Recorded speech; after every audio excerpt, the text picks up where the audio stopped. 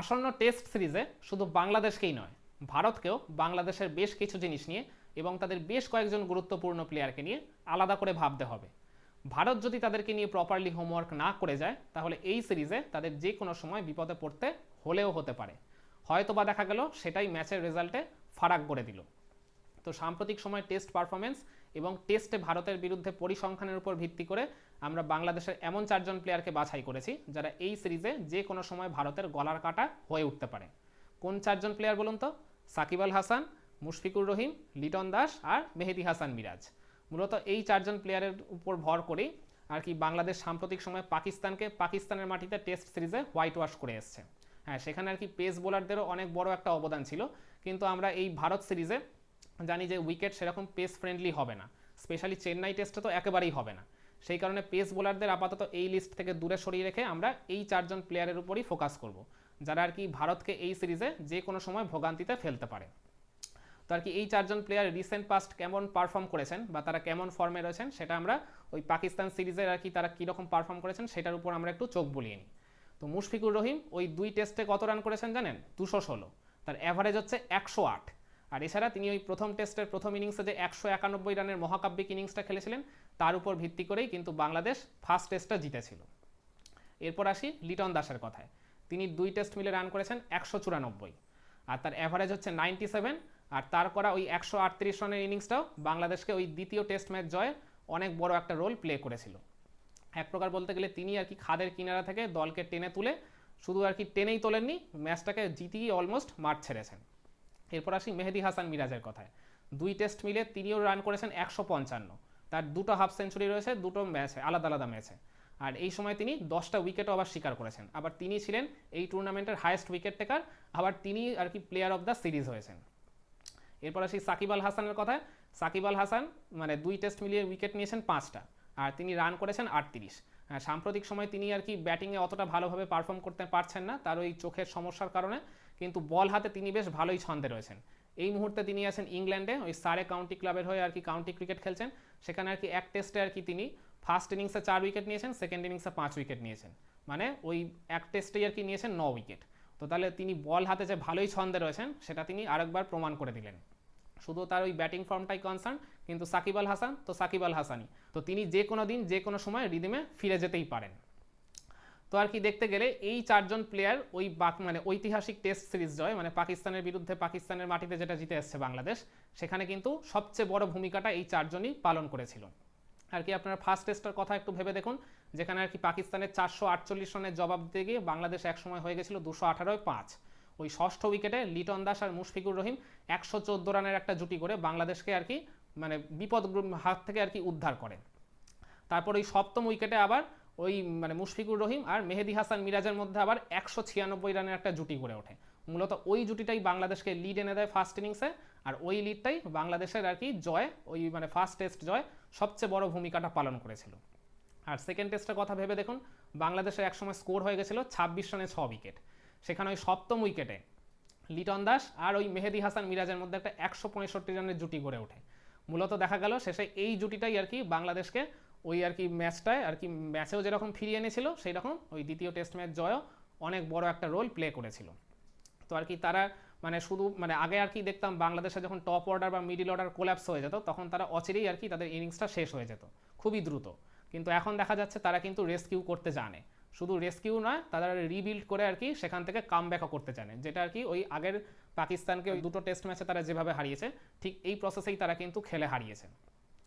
এছাড়াও আর কি বাংলাদেশের অন্যান্য টপ অর্ডার ব্যাটাররা, তাদের ক্যাপ্টেন শান্ত বলেন বা মমিনুল বলেন, তারাও টুকটাক কিছু পারফর্ম করেছে, কিন্তু তারাও আর কি যে কোনো সময় যে কোনো দিন জ্বলে উঠলে মানে প্রতিপক্ষের ত্রাস তারাও হয়ে উঠতে পারেন।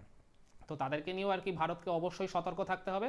কিন্তু আমি বলছি এই 4জন প্লেয়ার যেহেতু আর কি সাম্প্রতিক সময় খুব ভালো ফর্মে ভালো টাচে রয়েছেন, সেই কারণে এই 4জনকে অবশ্যই আর কি আলাদা করে গুরুত্ব দিয়ে ভাবতে হবে।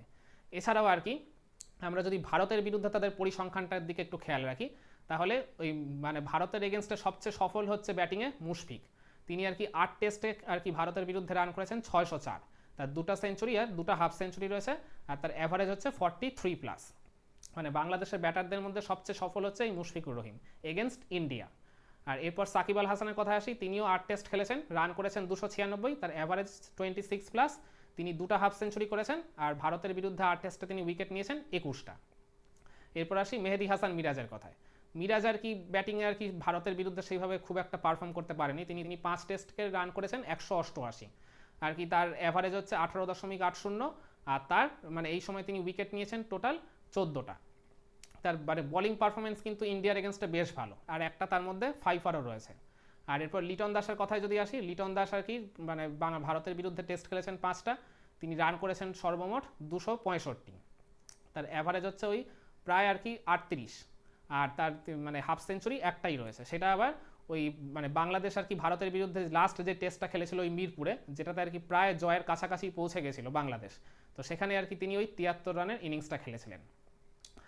এরপর আমরা আর কি ওই লাস্ট যে আর কি সিরিজটা খেলেছিল বাংলাদেশ ভারতের বিরুদ্ধে, ওই মানে একটা চট্টগ্রামে একটা ঢাকাতে, 2022-এর ডিসেম্বরে সম্ভবত, তো ওই সিরিজে আর কি বাংলাদেশের এই 4 জন প্লেয়ার যারা আর কি এই সিরিজে ভারতকে ভোগাতে পারে কীরকম পারফর্ম করেছিল সেটাও আমরা একবার একটু চোখ বুলিয়ে নিই না হয়। মুশফিকুর রহিমের সেই সিরিজটা কিন্তু একদম ভালো যায়নি, তিনি আর কি 2 টেস্টে 4 ইনিংস মিলিয়ে করেছিলেন মাত্র 86 রান, তার অ্যাভারেজ হচ্ছে 21.5, তো আর কি ওইটা মোটাও মুশফিক সুলভ পারফরমেন্স ছিল না। তো আশা করি তিনিও আর কি ওই ফর্মটা বা ওই পারফরমেন্সটা এই সিরিজে আর কি নিয়ে আসতে চাইবেন না। তো আর কি সাকিব আল হাসান ওই সিরিজে আবার কিন্তু বেশ ভালো পারফর্ম করেছিল, তিনি ওই 2 টেস্টে 4 ইনিংসে করেছিলেন 116 রান, তার অ্যাভারেজ ছিল 29, আর তিনি উইকেটও পেয়েছিলেন অ্যাট দ্য সেম টাইম 6টা। মেহেদী হাসান মিরাজেরও কিন্তু ওই সিরিজটা যথেষ্ট ভালো কেটেছিল বল হাতে, ব্যাটিংয়ে তিনি খুব একটা পারফর্ম করতে পারেনি, ওই টেস্টে আর কি 4 ইনিংস মিলিয়ে তিনি করেছিলেন মাত্র 53 রান, কিন্তু বল হাতে আর কি 2 টেস্টে নিয়েছেন টোটাল 11 উইকেট। ওই সিরিজে আর কি হায়েস্ট উইকেট টেকার ওই মিরাজই ছিলেন। আর এছাড়াও ওই ভারত আর কি যখন মানে লাস্ট টেস্টের একদম সেকেন্ড ইনিংসে এক প্রকার আর কি তারা যখন খাদের কিনারায় দাঁড়িয়েছিল, ওই 145 রান চেস করতে গিয়ে তাদের যখন স্কোর হয়ে গেছিল 74-7, ওই 7 উইকেটের মধ্যে মিরাজই নিয়েছিলেন কিন্তু 5 উইকেট, মানে তিনি ভারতের টপ অর্ডার আর মিডিল অর্ডারকে একাই আর কি ধসিয়ে দিয়েছিলেন, প্রায় তো জিতিয়ে দিয়েছিলেন। ওই লাস্ট আর কি মানে 8ম উইকেটে অশ্বিন আর ওই শ্রেয়াস আয়ারের মধ্যে আর কি অপরাজিত জুটিটা না হলে ওখানে কিন্তু বাংলাদেশ ভারতকে টেস্ট ম্যাচটা হারিয়ে দিলেও দিতে পারত। তো আর কি যাই হোক, এখানে মিরাজকে কিছুটা আনলাকি বলতে হবে। আর লিটনও ওই সিরিজে কিন্তু বেশ ভালোই পারফর্ম করেছিল, 2 টেস্টে 4 ইনিংস মিলিয়ে তিনি রান করেছিলেন 141, আর তার অ্যাভারেজ ছিল 35+। আর ওই যে বললাম ওই 73 রানের ইনিংসটা, ওই 73 রানের ইনিংসটা যদি মানে লিটন না খেলতো বাংলাদেশের সেকেন্ড ইনিংসে, তাহলে কিন্তু ভারতকে তারা লিড কোনোভাবেই দিতে পারতো না। আর কি ওই পার্টিকুলার ইনিংসটা আরও মানে আরও 2-1টা যে পার্টনারশিপ গড়ে তুলেছিলেন ওগুলোর জন্যই ভারতকে তারা মূলত ওই লাস্ট ইনিংসে 145 রানের একটা টার্গেট দিতে পেরেছিল। তো আর কি দেখতে গেলে এই 4 জন প্লেয়ারের মধ্যে শুধুমাত্র মুশফিক ছাড়া বাকি 3 জনই কিন্তু ওই আগের সিরিজটায় ইন্ডিয়ার এগেনস্টে ভালোই পারফর্ম করেছিল। তো তারা নিশ্চয়ই চাইবেন যে আগের সিরিজে ইন্ডিয়ার এগেনস্টে তারা যেরকম পারফর্ম করেছেন এই সিরিজে তার থেকে আর কি অনেক বেটার পারফর্ম করে ইন্ডিয়ার এগেনস্টে তারা ম্যাচ আর সিরিজ দুটোই জিততে চাইবে। তো আর কি মানে বাংলাদেশের আর কি এই 4 জন প্লেয়ারের মধ্যে ব্যাটারদের মধ্যে সবচেয়ে সফল দেখা যাচ্ছে মুশফিককে, আর বোলারদের মধ্যে সবচেয়ে সফল এখনো পর্যন্ত দেখা যাচ্ছে এই মেহেদী হাসান মিরাজকে। আর মিরাজ যে বললাম ওই মানে ইন্ডিয়ার এগেনস্টে 5 টেস্টে 14 উইকেট নিয়েছেন, তার মধ্যে 11 উইকেটই ছিল ওই লাস্ট 2টো টেস্টে, যেটা আর কি ভারত বাংলাদেশে খেলেছিল 2022-এর ডিসেম্বরে। তো আর কি মিরাজ সাম্প্রতিক সময় আর কি বোলিংয়ে খুব ভালো ছন্দেই রয়েছেন, তিনি আর কি পাকিস্তান সিরিজে হায়েস্ট উইকেট টেকার হয়েছেন। তো আর কি দেখতে গেলে এই 4 জন প্লেয়ারকে নিয়ে মানে ভারতের অবশ্যই আলাদা করে কিন্তু হোমওয়ার্ক করে যাওয়া উচিত। আর এছাড়াও বাংলাদেশের পেস বোলারদেরও আর কি নিয়ে কিছুটা আর কি ভাবতে হবে, আর তাদের আর কি ক্যাপ্টেন শান্ত আর মমিনুল এই দুজনকে নিয়েও কিন্তু ভাবা লাগবে, কারণ শান্ত আমরা জানি মানে তার ফর্মের কোনো ঠিক ঠিকানা থাকে না, কিন্তু তিনি যেদিন আবার আর কি ছন্দে ফিরে আসেন বা আর কি ভালো টাচে থাকেন তিনি কিন্তু আর কি খুব ভালো ইনিংস খেলে দলকে সাহায্য করতে পারেন। তো আর কি দেখতে গেলে এই মূল 4 জন প্লেয়ার ছাড়াও বাংলাদেশের আরও বেশ কিছু প্লেয়ারকে নিয়েও ভারতকে আলাদা করে ভাবতে হবে, আর তাদের এগেনস্টে প্রপার গেম প্ল্যান সাজিয়ে তারপরেই কিন্তু মাঠে নামতে হবে। আর সেটা যদি তারা না করে তাহলে আমি আবারও বলছি ভারতকে এই সিরিজের মাঝে যে কোনো সময় ওই চরম ভোগান্তিতে পড়তে হলেও হতে পারে, আর সেটা ম্যাচের রেজাল্টে কিন্তু ফারাক করে দিতে পারে।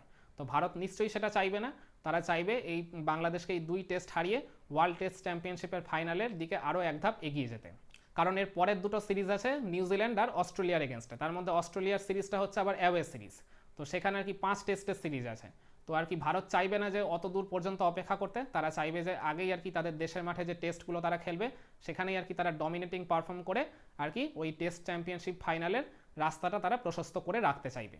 তো আপনারা কি মনে করেন বাংলাদেশের এই 4 জন স্টার পারফর্মারকে নিয়ে ভারতের হোমওয়ার্ক করা ছাড়াও আরও বেশ কিছু প্লেয়ারকে নিয়েও কি তাদের ভাবনা চিন্তা করতে হবে, বা তাদের বিরুদ্ধেও কি আলাদা করে গেম প্ল্যান সাজানো উচিত ভারতের? কমেন্ট করে জানাবেন নাকি আপনার মতামত।